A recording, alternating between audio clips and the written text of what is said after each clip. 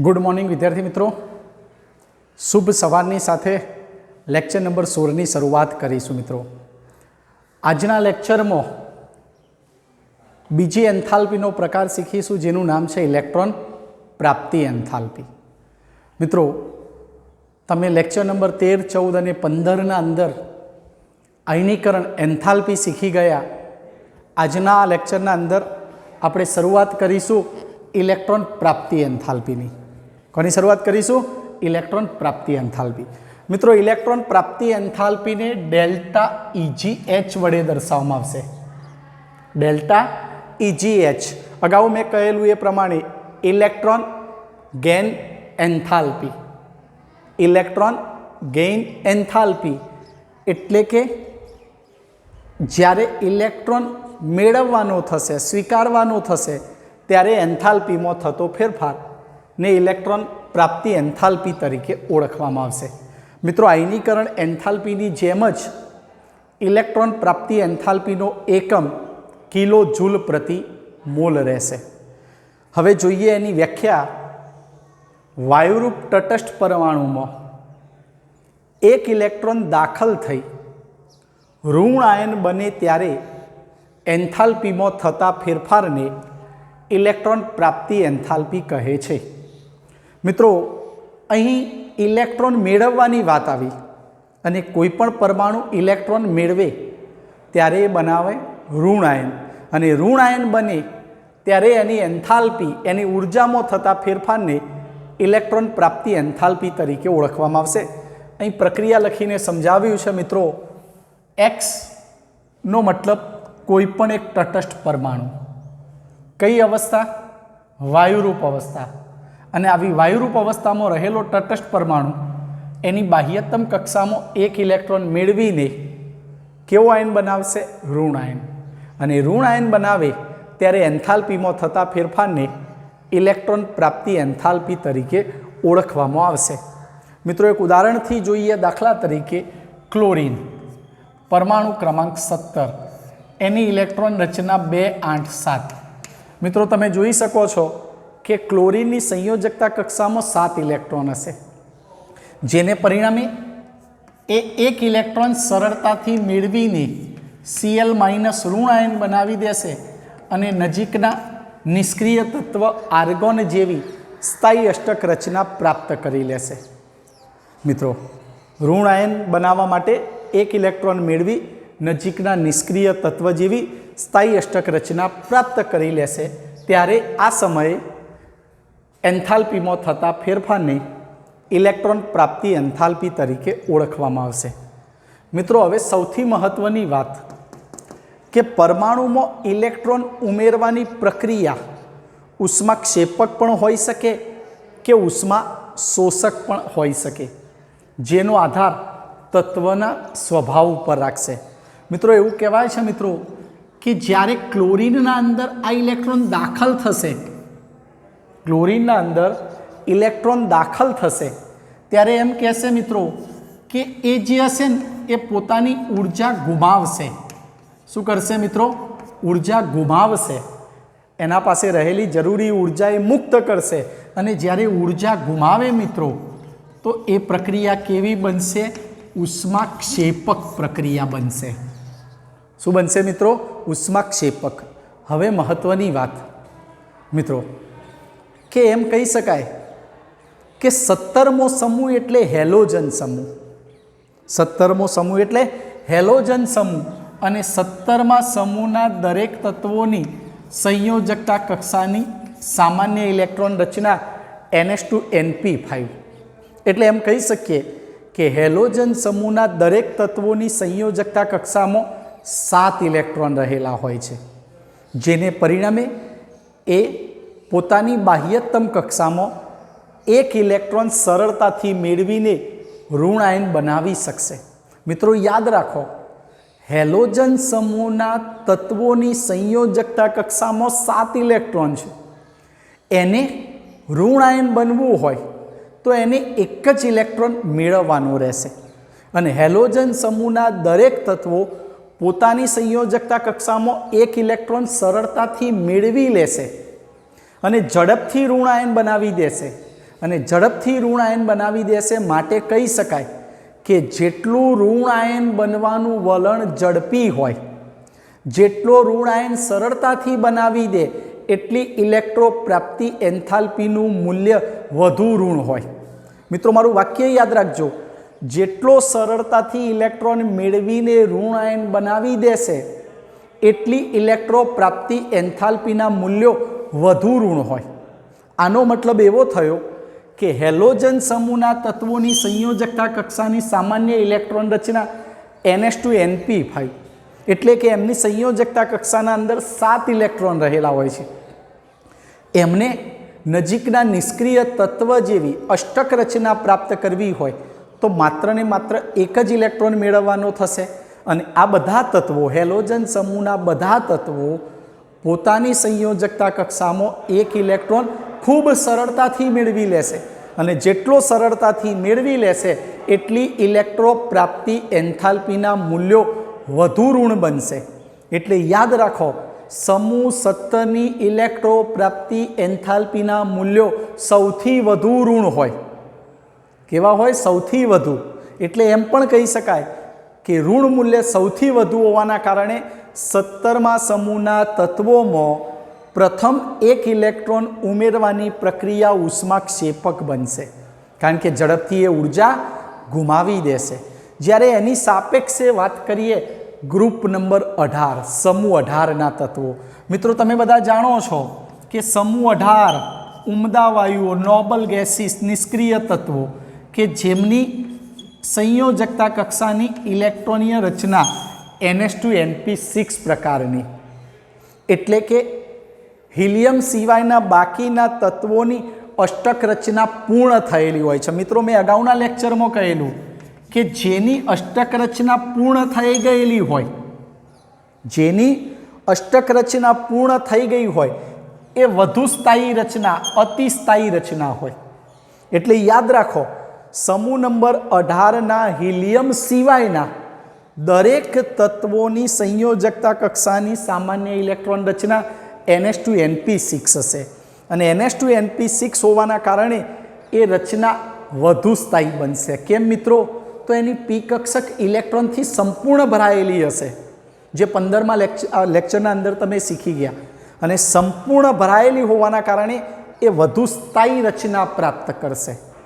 કેવી રચના પ્રાપ્ત કરશે? વધુ સ્થાયી. હવે વધુ સ્થાયી પ્રાપ્ત કર્યા પછી જ્યારે એના અંદર એક ઇલેક્ટ્રોન ઉમેરાશે, ત્યારે બનતી રચના કેવી બનશે? અસ્થાયી. માની લો એક ઉદાહરણ જોઈએ આપણે ઇઝીલી. જોજો મિત્રો, એક ઉદાહરણ જોઈએ કે નિયોન. જોજો હો મિત્રો, નિયોનના અંદર ઇલેક્ટ્રોનીય રચના શું થાય? 2 8 1s2 2s2 2p6. નિયોન માની લો એક ઇલેક્ટ્રોન મેળવે અને ઋણ આયન બનાવે ત્યારે એની નવી ઇલેક્ટ્રોનીય રચના 2 8 1 થશે. 1s2 2s2 2p6 3s1. હવે મિત્રો બરાબર ધ્યાનથી સમજજો, નિયોનની ઇલેક્ટ્રોનીય રચનામાં 2p6 પી કક્ષક ઇલેક્ટ્રોનથી સંપૂર્ણ ભરાયેલી આ રચના એટલે પૂર્ણ ભરાયેલ રચના બની. અને પૂર્ણ ભરાયેલ હોય ત્યારે આ રચના કેવી બને? અતિસ્થાયી રચના. હવે શું થશે? નવો ઇલેક્ટ્રોન જે દાખલ થશે નિયોનના અંદર, ત્યારે પહેલી વાત કે નવો ઇલેક્ટ્રોન જે દાખલ થશે એ નવી કક્ષામાં દાખલ થશે. કોના અંદર દાખલ થશે? નવી કક્ષામાં. કારણ કે નિયોનના અંદર માત્ર ને માત્ર 2 જ કક્ષાઓ, પહેલી કક્ષામાં 2, બીજી કક્ષામાં 8.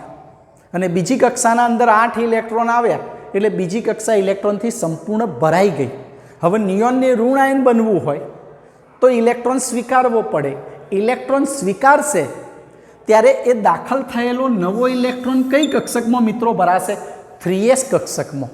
અને તમે જાણો છો 2p કરતાં 3sની ઉર્જા વધુ હોય, એટલે એમ કહી શકીશું કે નવો દાખલ થતો ઇલેક્ટ્રોન ઊંચા શક્તિ સ્તરની કક્ષકમાં ભરાશે।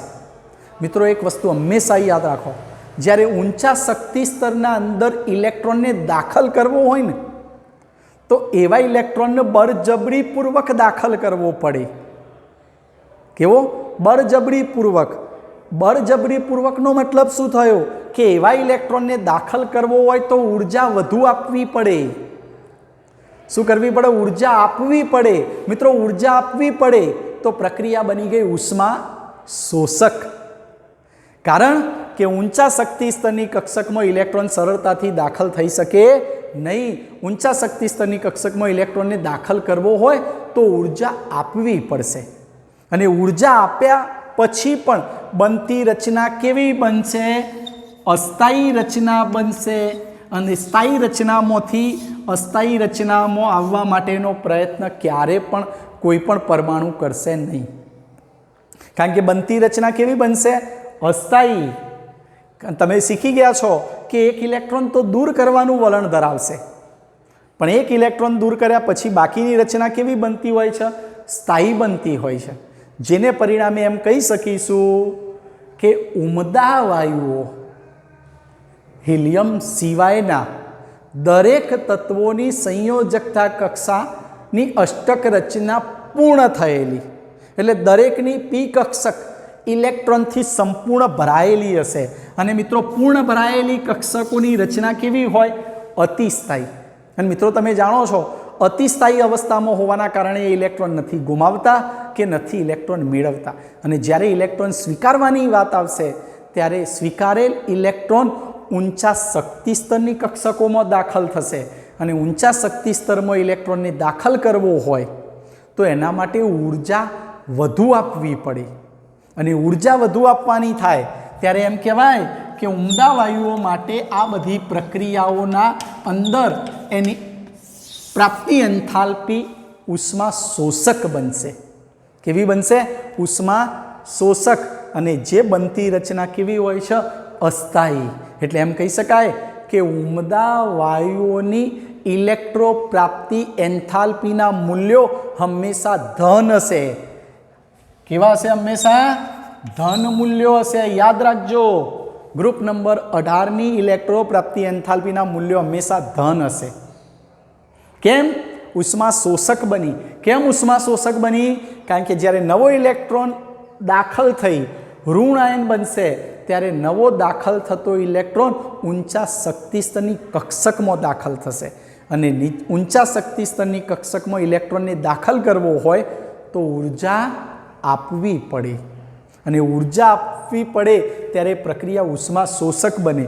પણ આવા ઉમદા વાયુઓ માટે બનતી રચના ઇલેક્ટ્રોન ઉમેરાઈ ઋણ આયન બને ત્યારે બનતી રચના મિત્રો કેવી હોય છે? અસ્થાયી।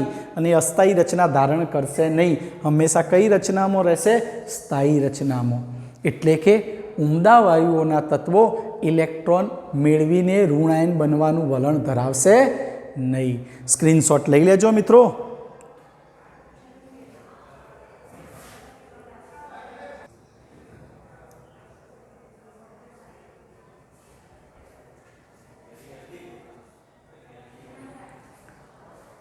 ચલો મિત્રો, હવે આવર્તમાં ઇલેક્ટ્રોન પ્રાપ્તિ એન્થાલ્પી જોઈએ કે આવર્તમાં ઇલેક્ટ્રોન પ્રાપ્તિ એન્થાલ્પીમાં શું ફેરફાર થશે। મિત્રો મારું એક વાક્ય જે મેં હેડલાઇન કર્યું છે એને જુઓ। ઇલેક્ટ્રો પ્રાપ્તિ એન્થાલ્પીનો સીધો સંબંધ અધાત્વીય તત્વો સાથે, અધાત્વીય ગુણધર્મ સાથે। સમજણ પડી? ઇલેક્ટ્રો પ્રાપ્તિ એન્થાલ્પીનો સીધો સંબંધ અધાત્વીય તત્વો સાથે। આનું અર્થઘટન શું થાય? જેમ અધાતુ ગુણધર્મ વધતો જાય એમ ઇલેક્ટ્રો પ્રાપ્તિ એન્થાલ્પીના મૂલ્યો વધુ ઋણ થતા જાય। યાદ રાખો, જેમ અધાત્વીય ગુણધર્મ વધે એમ ઇલેક્ટ્રો પ્રાપ્તિ એન્થાલ્પીના મૂલ્યો વધુ ઋણ થતા જાય। સમપ્રમાણનો સંબંધ આવ્યો। હવે સૌથી મહત્વની વાત તમે બધા જાણો છો કે આવર્તમાં ડાબી બાજુથી જમણી બાજુ જઈએ એમ અધાત્વીય ગુણધર્મ વધતો જાય। અધાત્વીય ગુણધર્મ વધતો જાય तो इलेक्ट्रो प्राप्ति एंथाल्पीना मूल्यों वधु ऋण थता जाए। तो एक वस्तु नक्की थई गयुं कि एक ज आवर्तना तत्वोमां डाबी बाजुथी जमणी बाजुए जता इलेक्ट्रो प्राप्ति एंथाल्पीना मूल्यों वधु ऋण बने छे। हवे शा माटे वधु ऋण थता जाय छे एने समजीए। मित्रों, ज्यारे तमे एक ज आवर्तमां डाबी बाजुथी जमणी बाजुए जशो ने त्यारे पहेला मुख्य क्वोंटमांक n नुं मूल्य बदलाशे नहीं। बीजुं, नवी कक्षा उमेराशे नहीं। दाखल थतो इलेक्ट्रॉन एनी एज कक्षामां के कक्षकमां उमेराशे। आनो अर्थ केवो तो समझिए। मित्रों, આપણે આવર્ત નંબર 2 ના તત્વોની વાત કરીએ। આવર્ત નંબર 2 એટલે કે લિથિયમથી નિયોન સુધીના। હવે મિત્રો, આવર્ત નંબર 2 ના તત્વો હોય તો આવર્ત નંબર 2 ના તત્વોના અંદર કક્ષાની સંખ્યા કેટલી થશે? કક્ષાની સંખ્યા થશે 2। ઓકે, આ પહેલી કક્ષા, આ બીજી કક્ષા। મિત્રો, लिथियम माटे पण आज रचना रहेशे, राइट? लिथियम माटे आ रचना रहेशे। बेरिलियम, बोरोन, कार्बन, नाइट्रोजन बधा माटे आज रचना रहेशे। क्लियर छे मित्रों? हवे सौथी महत्वनी वात, आनी वात आपणे करता नथी नियोननी। तमे बधा जाणो छो, हमणां समजावी दीधुं मैं। एटले आपणे लिथियम थी नियोनने बदले कोने जोईशुं? फ्लोरीन। क्लियर? हवे लिथियम थी फ्लोरीन तरफ जईशुं आपणे। तो मित्रों, अत्यारे हाल अहीं 2 इलेक्ट्रॉन, अहीं 1 इलेक्ट्रॉन, आ रचना बनी लिथियमनी। हवे लिथियमने ज्यारे नवो इलेक्ट्रॉन उमेरवानो थशे अने ऋण आयन बनशे तो अहींया ज उमेराशे, राइट? बेरिलियमनो पण अहींया उमेराशे, बोरोननो पण त्यां उमेराशे, कार्बन, नाइट्रोजन, ऑक्सीजन, फ्लोरीन सुधीना त्यां उमेराशे। केम मित्रों? तो फ्लोरीननी रचना आपणे दोरीए तो फ्लोरीननी बीजी कक्षाना अंदर केटला इलेक्ट्रॉन होय? 7। 1 2 3 4 5 6 અને 7 इलेक्ट्रॉन होय।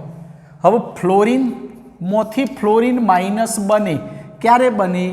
इलेक्ट्रॉन मेळवे त्यारे। आनी इलेक्ट्रॉननी रचना हती 2 7, आनी बनशे 2 8। एटले फ्लोरीनमां नवो इलेक्ट्रॉन दाखल थशे त्यारे एनी ज कक्षामां थशे, राइट? फ्लोरीन ज्यारे ऋण आयन बनावशे त्यारे दाखल थतो इलेक्ट्रॉन एकला फ्लोरीन माटे नहीं, लिथियम थी फ्लोरीन सुधीना बधा ज तत्वो ज्यारे ऋण आयन बनावशे त्यारे दाखल थतो नवो इलेक्ट्रॉन एनी ज कक्षामां उमेराशे। एटले आपणे एम कही सकीए कि केंद्रथी बाह्यतम कक्षा वच्चेनुं अंतर वधशे नहीं। साची वात मित्रों? केंद्रथी बाह्यतम कक्षा वच्चेना इलेक्ट्रॉन वच्चेनुं अंतर वधशे नहीं, अंतर वधे नहीं। पण साथे साथे तमे आवर्तमां जाओ छो, आवर्तमां डाबी बाजुथी जमणी बाजुए जशो एम एम परमाणु क्रमांक क्रमशः वधतो जशे अने परमाणु क्रमांक जेम जेम क्रमशः वधतो जाय एम कही सकीए कि केंद्रनो धन वीजभार वधतो जशे। मित्रों, केंद्रनो धन वीजभार जेम जेम वधतो जाय एम एम बाह्यतम कक्षामां रहेला इलेक्ट्रॉननुं केंद्र तरफ आकर्षण वधतुं जाय। अने तमे ए पण जाणो छो कि अहीं स्क्रीनिंग असर ओછી हशे। स्क्रीनिंग असरनो प्रभाव केवो हशे? ओछो। जेने परिणामे स्क्रीनिंग असरनो प्रभाव ओछो होय एटले बाह्यतम कक्षाना इलेक्ट्रॉननुं केंद्र तरफ आकर्षण सरळताथी थई शकशे। जेने परिणामे आ नवो इलेक्ट्रॉन जे दाखल थयो, आ इलेक्ट्रॉन समजो, आ इलेक्ट्रॉन जे नवो दाखल थईने ऋण आयन बनाव्यो फ्लोरीने तो ए दाखल थयेला नवा इलेक्ट्रॉन ने सरळताथी दाखल करी शकशे। केम दाखल करी शकशे? कारण के केंद्रनो असरकारक धन वीजभार वधु होय छे अने आ बधा ज इलेक्ट्रॉननुं केंद्र तरफ आकर्षण वधु होवाना कारणे नवो इलेक्ट्रॉन सरळताथी दाखल करी शकशे। अने मित्रों, अहींया परिस्थिति शुं हती? परिस्थिति आवी हती, जोजो आ परिस्थिति हती, चेक करजो, खरुं ने? एनी 2p कक्षकना अंदर 5 इलेक्ट्रॉन हता, ज्यारे अहीं 2p ना अंदर केटला इलेक्ट्रॉन थशे? 6 इलेक्ट्रॉन। त्यारे नवी परिस्थिति फ्लोरीन माइनस माटे आवी बनशे। जोजो मित्रों, अने तमे बधा जाणो छो आ केवी कक्षक छे मित्रों? अर्धपूर्ण भरायेली। ज्यारे आ केवी? पूर्ण भरायेली। આ કક્ષકો ઇલેક્ટ્રોનથી અપૂર્ણ ભરાયેલી છે, જે અહીંયા કક્ષકો ઇલેક્ટ્રોનથી પૂર્ણ ભરાયેલી, અને કક્ષકો ઇલેક્ટ્રોનથી પૂર્ણ ભરાયેલી હોય તો એ રચના કેવી બને? અતિસ્થાયી રચના. એટલે ફ્લોરિન અતિસ્થાયી રચના પ્રાપ્ત કરવા માટે ઝડપથી પોતાની બાહ્યતમ કક્ષામાં એક ઇલેક્ટ્રોન મેળવી લેશે. કારણ અહીંયા જોઈ શકો છો 2p5, અહીંયા 2p6. 2p5માં એક ઇલેક્ટ્રોન મેળવીને 2p6 રચના બની. એની અષ્ટક રચના એ પૂર્ણ કરશે, એની પી કક્ષક ઇલેક્ટ્રોનથી સંપૂર્ણ ભરાઈ જશે, ઝડપથી અતિસ્થાયી રચના પ્રાપ્ત કરશે. એટલે અતિસ્થાયી રચના પ્રાપ્ત કરવા એ સરળતાથી ઇલેક્ટ્રોન મેળવી અને ઋણ આયન બનાવી લેશે. અને મિત્રો મેં હમણાં જ કહ્યું કે સરળતાથી ઇલેક્ટ્રોન મેળવીને ઋણ આયન જેટલો ઝડપથી બનાવી લે એટલી એની ઇલેક્ટ્રો પ્રાપ્તિ એન્થાલ્પીનું મૂલ્ય વધુ ઋણ હોય. અને યાદ રાખો કે જેમ જેમ તમે જમણી બાજુ જતા જશો ને એમ એમ કેન્દ્રનો ધન વીજભાર વધતો જશે. અને કેન્દ્રનો ધન વીજભાર વધતો જાય એમ ઇલેક્ટ્રોનનું કેન્દ્ર તરફ આકર્ષણ વધતું જાય. જેમ ઇલેક્ટ્રોનનું કેન્દ્ર તરફ આકર્ષણ વધતું જશે એમ નવો ઇલેક્ટ્રોન દાખલ થઈ ઋણ આયન બનવાનું વલણ પણ વધતું જશે. માટે તો કહી શકાય કે જમણી બાજુએ ઋણ આયન બનવાનું વલણ સૌથી વધુ, પણ જમણી બાજુ એટલે 17મા સમૂહ સુધી.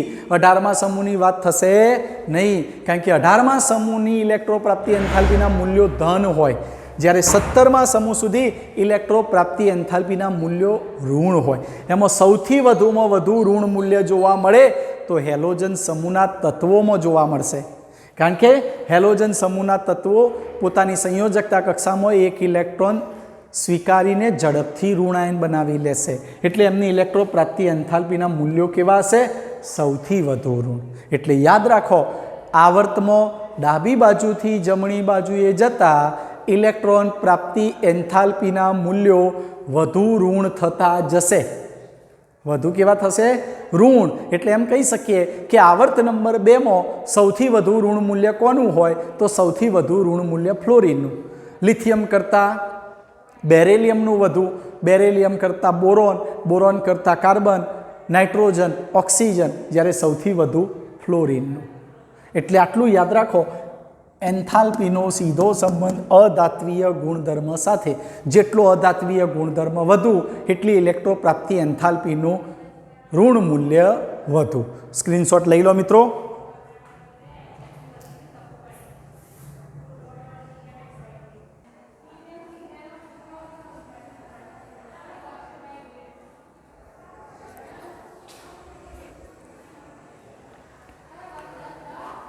ચલો મિત્રો, હવે આપણે સમૂહના અંદર ઇલેક્ટ્રોન પ્રાપ્તિ એન્થાલ્પી જોઈશું.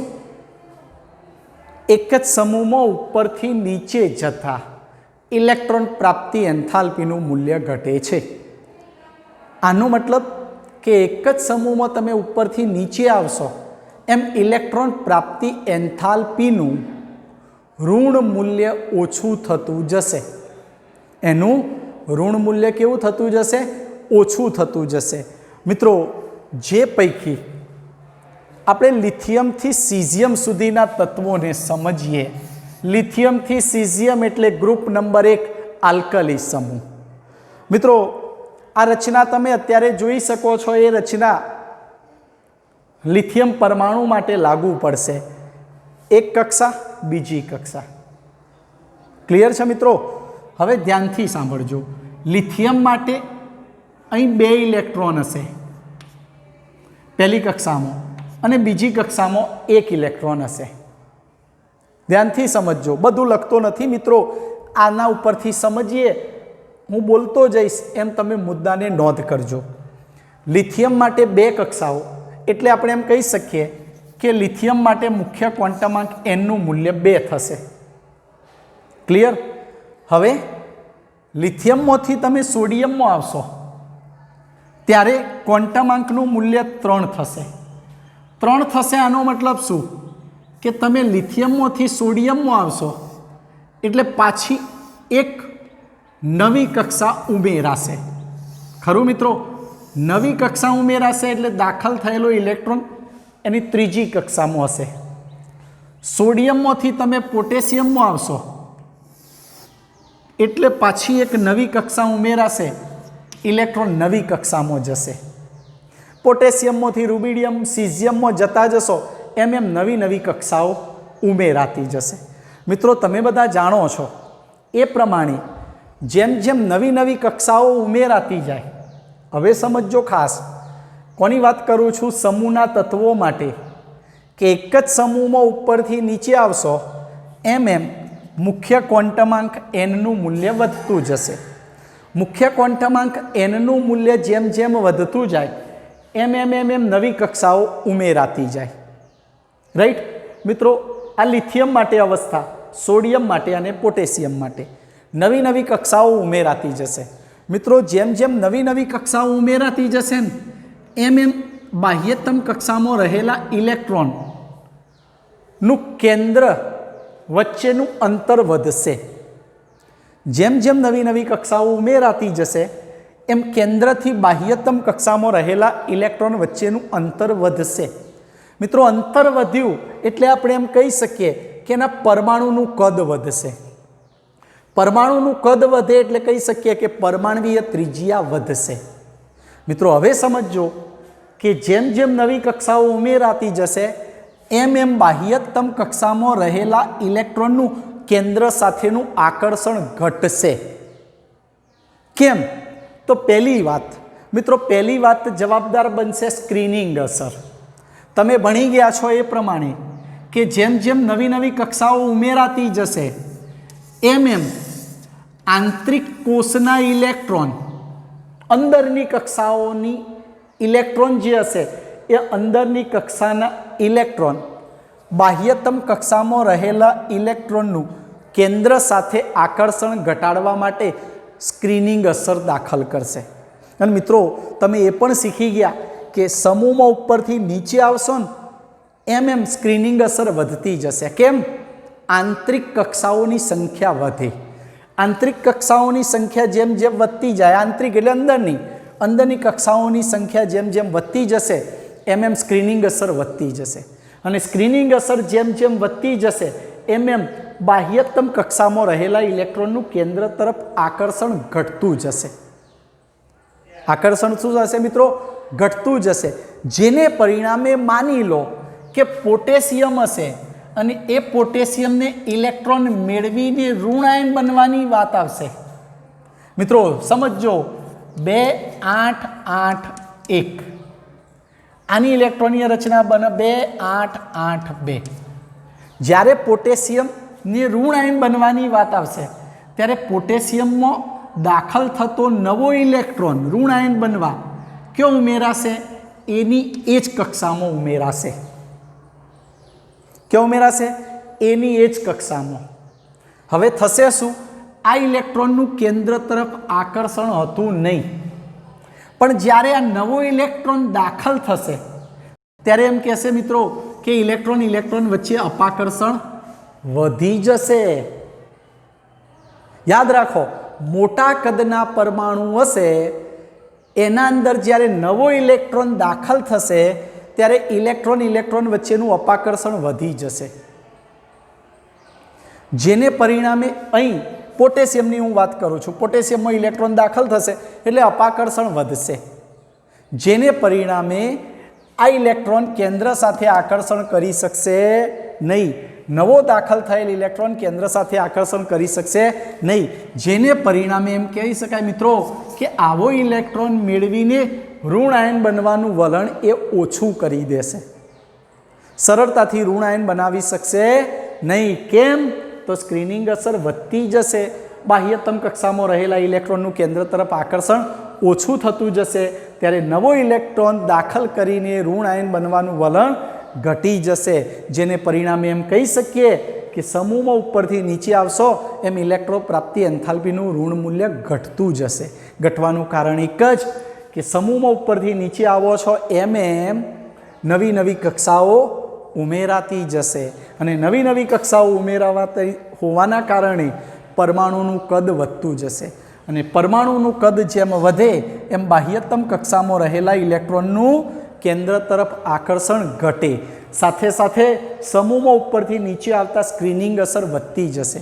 અને યાદ રાખો, સમૂહમાં ઉપરથી નીચે આવો છો ત્યારે આંતરિક કોષની સંખ્યા પણ વધતી જાય आंतरिक कक्षाओं अंदरनी कक्षाओनी संख्या वधती जाए, अंदरनी कक्षाओनी संख्या वधती जाए एम स्क्रीनिंग असर पण वधती जाए। जेम जेम स्क्रीनिंग असर वधती जाए एम एम इलेक्ट्रॉनનું केंद्र तरफ आकर्षण पण घटતું जाए, जेने परिणामे इलेक्ट्रॉन मेळवीने ऋण आयन बनवानुं वलण घटी जशे। ऋण आयन बनवानुं वलण शुं थशे? घटी जशे। माटे याद राखो के समूहों उपरथी नीचे आवता समूहों उपरथी नीचे आवता इलेक्ट्रो प्राप्ति एंथाल्पीनुं ऋण मूल्य ओछुं थशे। मित्रों तमे तमारा पासे बुक होय तो बुकना अंदर एक टेबल आपेलू छे अने ए टेबलना अंदर इलेक्ट्रो प्राप्ति एंथाल्पीना मूल्यों आपेला छे। आपणे चर्चा करीए ग्रुप नंबर 1 ना त्यां सुधी आ वस्तुने समजी लो।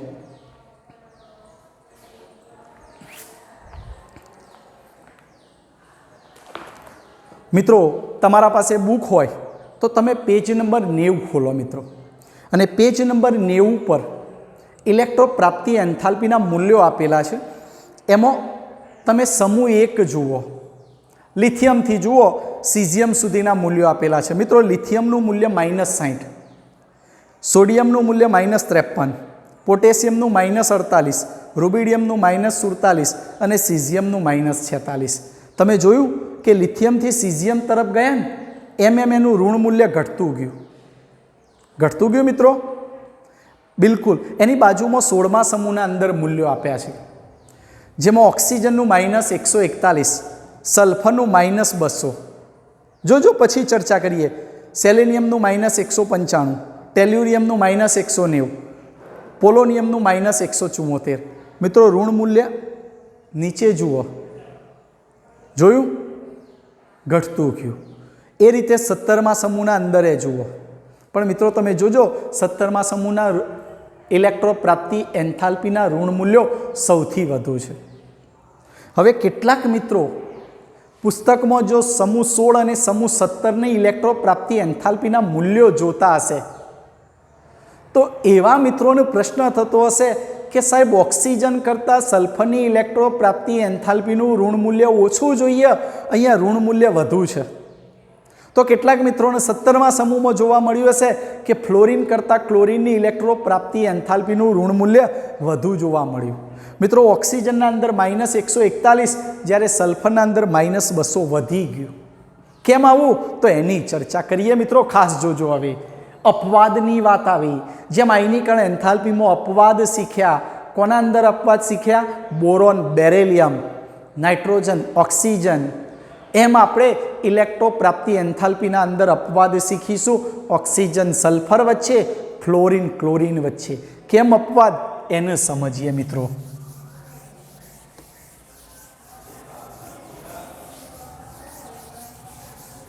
चलो मित्रों जोईए, शुरुआत करिए।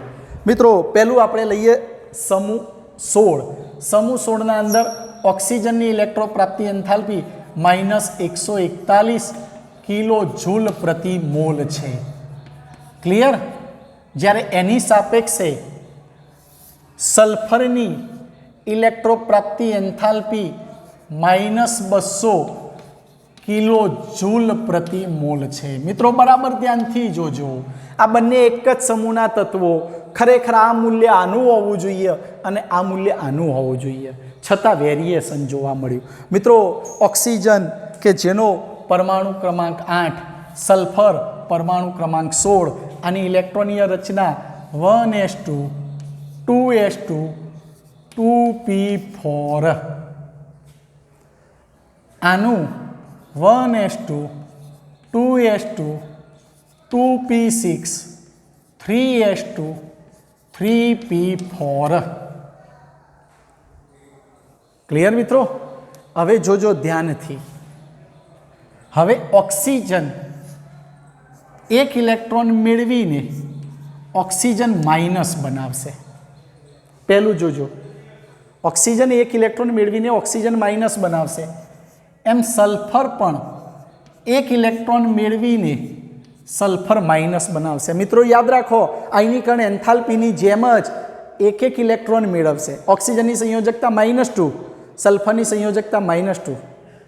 शुरुआत में प्रथम इलेक्ट्रॉन दाखल थशे, पछी बीजो इलेक्ट्रॉन दाखल थईने ऋण आयन बनशे। અહીં એક ઇલેક્ટ્રોન દાખલ થઈ ઓક્સિજન માઇનસ બન્યો, સલ્ફરમાં એક ઇલેક્ટ્રોન દાખલ થઈ સલ્ફર માઇનસ બન્યો. મિત્રો અહીં ઇલેક્ટ્રોનની રચના કેવી ધારણ થઈ? 1s2 2s2 2p5. અહીં ઇલેક્ટ્રોનની રચના 1s2 2s2 2p6 3s2 3p5. Oxygen minus બને ત્યારે ઇલેક્ટ્રોનની રચના આ ધારણ થશે. સલ્ફર માઇનસ બને ત્યારે ઇલેક્ટ્રોનની રચના આ ધારણ કરશે. મિત્રો હવે આની ઇલેક્ટ્રો પ્રાપ્તિ એન્થાલ્પી કરતાં આની ઇલેક્ટ્રો પ્રાપ્તિ એન્થાલ્પીનું મૂલ્ય વધુ ઋણ. તો આનો મતલબ ઓક્સિજન જેટલો સરળતાથી O માઇનસ બનાવશે એના કરતાં સરળતાથી કોણ બનાવી દેશે? સલ્ફર. ઇલેક્ટ્રો પ્રાપ્તિ એન્થાલ્પીનું જેટલું ઋણ મૂલ્ય વધુ એટલું સરળતાથી ઋણ આયન બનવાનું વલણ વધુ. તો તમે બોર્ડ ઉપરથી કહી શકો છો જોઈને કે ઓક્સિજન કરતાં સલ્ફરનું ઋણ આયન બનવાનું વલણ સૌથી વધુ છે. કેમ? તો એનું કારણ સમજીએ. કેમ આવું? આમ તો હકીકત શું હતી? ઓક્સિજન કરતાં સલ્ફરની ઇલેક્ટ્રો પ્રાપ્તિ એન્થાલ્પીનું ઋણ મૂલ્ય ઓછું હોવું જોઈએ, એની જગ્યાએ વધુ હશે. અને વધુ હોય એનો મતલબ ઓક્સિજનની સાપેક્ષમાં સલ્ફર ઝડપથી ઋણ આયન બનાવી દેશે. એનું કારણ શું જોઈએ? મિત્રો ઓક્સિજન માટે આ કેન્દ્ર, આ એની પહેલી કક્ષા, આ એની બીજી કક્ષા. પહેલી કક્ષામાં 2 ઇલેક્ટ્રોન, રાઈટ? અને બીજી કક્ષાના અંદર કેટલા ઇલેક્ટ્રોન? તો બીજી કક્ષાના અંદર 6 ઇલેક્ટ્રોન. ઓક્સિજન માટે, સલ્ફર માટે આ એનું કેન્દ્ર. પહેલી કક્ષામાં 2 ઇલેક્ટ્રોન, બીજી કક્ષાના અંદર બોલો સાથે 8 ઇલેક્ટ્રોન અને ત્રીજી કક્ષાના અંદર 6 ઇલેક્ટ્રોન. કેટલા ઇલેક્ટ્રોન? 6 ઇલેક્ટ્રોન. જોજો, 8 ને 2 10 ને 16 થઈ ગયા, 6 ને 2 8 થઈ ગયા. પરમાણુ ક્રમાંક જેટલા? આ ઓક્સિજનની રચના દોરી. મિત્રો ઓક્સિજન પરમાણુની દોરી, ઓક્સિજન આયનની નહીં. આ સલ્ફર પરમાણુની રચના મેં દોરી. હવે બરાબર ધ્યાનથી સમજજો અને શીખજો. ઓક્સિજનની આ રચના, આ સલ્ફરની રચના. ઓક્સિજનમાં એક ઇલેક્ટ્રોન ઉમેરાય અને ઓક્સિજન ઋણ આયન બનશે ત્યારે જોજો આ ઇલેક્ટ્રોન જે હશે ને એ આ કક્ષાના અંદર જ ઉમેરાશે. 6 ને એક સાથ થઈ શકે, કારણ કે વધુમાં વધુ તમે 8 સમાઈ શકો. સલ્ફરના અંદર ઇલેક્ટ્રોન દાખલ થશે તો એની એ જ કક્ષામાં દાખલ થશે. હવે જોજો મિત્રો, અહીં તો ઓલરેડી ઇલેક્ટ્રોન હતા જ 6 એની બાહ્યતમ કક્ષામાં, અહીંયા પણ એની બાહ્યતમ કક્ષામાં ઇલેક્ટ્રોન 6 હતા. પણ મિત્રો આના માટે એનનું મૂલ્ય 2 હશે, 2 જ કક્ષાઓ. આના માટે એનનું મૂલ્ય 3 હશે, 3 કક્ષાઓ. હવે મહત્વની વાત કે આ પરમાણુ કદમાં નાનો, આ પરમાણુ કદમાં મોટો. જ્યારે મિત્રો અહીં ઓક્સિજન ઇલેક્ટ્રોન દાખલ કરીને ઋણ આયન બનાવશે ત્યારે જ્યારે નવો દાખલ થતો ઇલેક્ટ્રોન ઋણ આયન બને ત્યારે નવો દાખલ થતો ઇલેક્ટ્રોન જ્યારે બીજી કક્ષામાં ઉમેરાશે, શું થશે? બીજી કક્ષામાં ઉમેરાશે ત્યારે મિત્રો એવું કહેવાશે કે અહીં ઇલેક્ટ્રોન વચ્ચેનું જે એના શરૂઆતના 6 ઇલેક્ટ્રોન હતા એ તો ખરા જ, પણ જ્યારે આ 7મો ઇલેક્ટ્રોન દાખલ થશે ત્યારે ઇલેક્ટ્રોન વચ્ચેનું અપાકર્ષણ ખૂબ વધુ હશે. આ વાક્ય યાદ રાખજો. નાના કદનો પરમાણુ હોય, યાદ રાખો સલ્ફર કરતાં ઓક્સિજનનું કદ નાનું, અને નાના કદના પરમાણુમાં જ્યારે ઇલેક્ટ્રોન ઉમેરાઈને ઋણ આયન બને, હું ઓક્સિજનની વાત કરું છું, નાના કદના પરમાણુમાં ઇલેક્ટ્રોન ઉમેરાઈ ઋણ આયન બનશે ત્યારે ઇલેક્ટ્રોન વચ્ચેનું અપાકર્ષણ વધી જશે. એટલે નવો ઇલેક્ટ્રોન સરળતાથી દાખલ થઈ શકશે નહીં. જ્યારે મોટા કદના પરમાણુના અંદર, આ મોટું કદ n બરાબર 3 કક્ષાઓ, જ્યારે ઇલેક્ટ્રોન નવો દાખલ થશે ત્યારે એમ કહેવામાં આવશે કે મોટા કદના પરમાણુ માટે ઇલેક્ટ્રોન વચ્ચેનું અપાકર્ષણ ઓછું હશે. કોના માટે? વાક્ય સમજો. મોટા કદના પરમાણુ માટે. મોટા કદના પરમાણુ માટે ઇલેક્ટ્રોન ઇલેક્ટ્રોન વચ્ચેનું અપાકર્ષણ ઓછું. નાના કદના પરમાણુ માટે નાના કદના પરમાણુ માટે ઇલેક્ટ્રોન ઇલેક્ટ્રોન વચ્ચેનું અપાકર્ષણ વધુ. મિત્રો યાદ રાખો, ઇલેક્ટ્રોન ઇલેક્ટ્રોન વચ્ચેનું અપાકર્ષણ વધુ હશે તો એ નવા ઇલેક્ટ્રોનને સરળતાથી દાખલ થવા દેશે નહીં. એટલે એમ કહી શકીએ કે એનું ઋણ આયન બનવાનું વલણ ઓછું હશે. મોટા કદના પરમાણુમાં ઇલેક્ટ્રોન ઇલેક્ટ્રોન વચ્ચેનું અપાકર્ષણ ઓછું હશે અને ઓછું હોવાના કારણે એ ઇલેક્ટ્રોનને સરળતાથી દાખલ થવા દેશે. એટલે યાદ રાખો, n બરાબર 2ની સાપેક્ષે n બરાબર 3માં ઇલેક્ટ્રોન સરળતાથી દાખલ થઈ શકશે. n બરાબર 2ની સાપેક્ષે n બરાબર 3માં ઇલેક્ટ્રોન સરળતાથી દાખલ થઈ શકશે. એટલે એમ કહી શકીએ કે 2p કક્ષકના અંદર જ્યારે ઇલેક્ટ્રોન નવો દાખલ થશે ત્યારે ઇલેક્ટ્રોન ઇલેક્ટ્રોન વચ્ચેનું અપાકર્ષણ વધુ હશે. જ્યારે 3p કક્ષકમાં ઇલેક્ટ્રોન નવો દાખલ થશે ત્યારે ઇલેક્ટ્રોન ઇલેક્ટ્રોન વચ્ચેનું અપાકર્ષણ ઓછું હશે. જેટલું અપાકર્ષણ ઓછું, ઇલેક્ટ્રોન ઇલેક્ટ્રોન વચ્ચેનું જેટલું અપાકર્ષણ ઓછું એટલો ઇલેક્ટ્રોન સરળતાથી મેળવીને ઋણ આયન બનવાનું વલણ વધુ. હંમેશા એક વાક્ય યાદ રાખો, નાના કદના પરમાણુ માટે ઋણ આયન બનવાનું વલણ ઓછું, મોટા કદના પરમાણુ માટે ઋણ આયન બનવાનું વલણ વધુ. એટલે એમ કહી શકાય 2p કક્ષક કરતાં 3p કક્ષકમાં ઇલેક્ટ્રોન સરળતાથી દાખલ થઈ ઋણ આયન બની શકે. કેમ? તો 3p કક્ષકમાં જ્યારે ઇલેક્ટ્રોન દાખલ થશે ત્યારે ઇલેક્ટ્રોન ઇલેક્ટ્રોન વચ્ચેનું અપાકર્ષણ ઓછું હશે. જ્યારે 2p કક્ષકના અંદર નાના કદના પરમાણુમાં જ્યારે ઇલેક્ટ્રોન દાખલ થશે ત્યારે ઇલેક્ટ્રોન ઇલેક્ટ્રોન વચ્ચેનું અપાકર્ષણ વધુ હશે. અને અપાકર્ષણ વધુ એમ ઋણ આયન બનવાનું વલણ ઓછું. ઋણ આયન બનવાનું વલણ ઓછું એમ ઇલેક્ટ્રોન પ્રાપ્તિ એન્થાલ્પીનું ઋણ મૂલ્ય ઓછું. જુઓ, એના કારણે જ આના કરતાં આની ઇલેક્ટ્રોન પ્રાપ્તિ એન્થાલ્પીનું મૂલ્ય વધુ ઋણ છે. કેમ? તો ઓક્સિજનની સાપેક્ષે સલ્ફર ખૂબ ઝડપથી ઋણ આયન બનાવી દેશે. મિત્રો આ જ સેમ કારણ ફ્લોરિન અને ક્લોરિન માટે લાગુ પડે. બંને રચના એક જ થશે, ફક્ત અહીંયા ઇલેક્ટ્રોનની સંખ્યા જ બદલાશે. જાતે સોલ્વ કરજો. ફ્લોરિન કરતાં ક્લોરિનની ઇલેક્ટ્રોન પ્રાપ્તિ એન્થાલ્પીનું ઋણ મૂલ્ય વધુ છે. શા માટે? એક હોમવર્કમાં હું કામ આપું છું, લખી રાખજો પ્રશ્ન. ફ્લોરિન કરતાં ઇલેક્ટ્રોન પ્રાપ્તિ એન્થાલ્પીનું મૂલ્ય વધુ ઋણ છે. શા માટે? સમજાવો. જે રીતે મેં આ સમજાવ્યું એવું ને એવું જ તમારે ફ્લોરિન અને ક્લોરિન માટે સમજાવવાનું. ક્લિયર છે મિત્રો? સમજણ પડી ગઈ હશે. સ્ક્રીનશોટ લેવો હોય તો લઈ શકો છો મિત્રો.